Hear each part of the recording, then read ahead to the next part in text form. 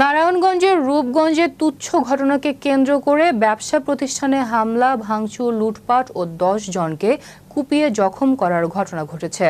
বৃহস্পতিবার সকালে উপজেলার গোলাকান্দাইল ইউনিয়নের নতুন বাজার এলাকায় এ ঘটনা ঘটে। ভুক্তভোগী ব্যবসায়ী ডালিম মিয়া জানান, গোলাকান্দাইল ইউনিয়নের নতুন বাজার এলাকায় দীর্ঘদিন ধরে মুদি মনোহারীর ব্যবসা করে আসতেছি। একই এলাকার গ্রামীণ ওয়াটারের সামনে ফারুক মিয়া নামে এক ব্যবসায়ীর সাথে ইব্রাহিম মোক্তার আল আমিনের সাথে তুচ্ছ ঘটনাকে কেন্দ্র করে বাকবিতণ্ডার সৃষ্টি হয়। পরে ভুলতা ইউনিয়নের মর্তুজাবাদ এলাকায় মঞ্জুরের ছেলে জেলা ছাত্রদলের সাবেক প্রচার সম্পাদক জাহিদুল ইসলাম ও গোলাকান্দাইল ইউনিয়ন দক্ষিণপাড়া এলাকার নাসু ফকিরের ছেলে ইউনিয়ন ছাত্রদলের সাবেক সহসভাপতি রাসেল ফকিরের নেতৃত্বে অজ্ঞাত ২০ থেকে ৩০ জন সন্ত্রাসী আমার ব্যবসা প্রতিষ্ঠানে হামলা, ভাঙচুর, লুটপাট করে ৩ লক্ষ টাকার ক্ষতি সাধন করে। এ সময় ইব্রাহিম মোক্তার, আলামিন, শাহজাহান, মামুন সহ ১০ জনকে কুপিয়ে জখম করে।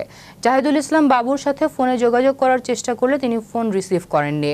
এ ব্যাপারে রূপগঞ্জ থানার ভারপ্রাপ্ত কর্মকর্তা ওসি লিয়াকত আলী বলেন, ঘটনাস্থলে পুলিশ পরিদর্শন করেছেন, প্রয়োজনীয় ব্যবস্থা গ্রহণ করা হবে। প্রায় ২০-২৫ জন ইট আবি নিয়ে সব দোকানের ভিতরে ঢুকিয়া আমার দোকানে মালামাল সব কিছু নিয়ে গেছে।